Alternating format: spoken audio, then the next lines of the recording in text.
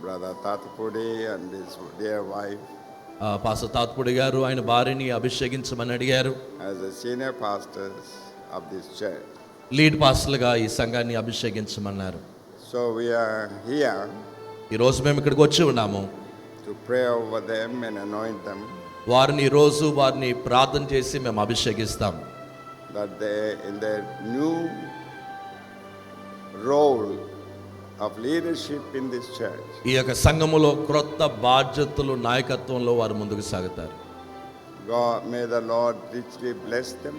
దేవుడు అత్యధికంగా వారిని ఆశీర్వదించునుగాక. May God's a special anointing come upon them, ప్రత్యేకమైన అభిషేకం వారి మీదకి దిగి వచ్చునుగాక. just like the anointing that came over that I talked in the first 10 chapters of the book of Acts. అపోస్తలుల కార్యము 10 అధ్యాయాల్లో వచ్చిన పరిశుద్ధాత్మ దేవుని అభిషేకం వీరి జీవితాలకు అలా దిగి రానుగాక. So we pray మనం ప్రార్థన చేసుకుందాం.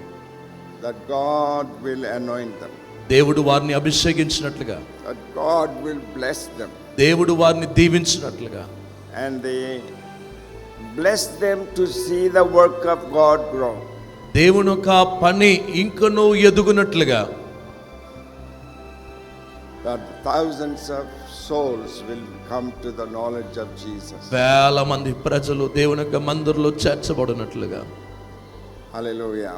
హల్లెలూయా.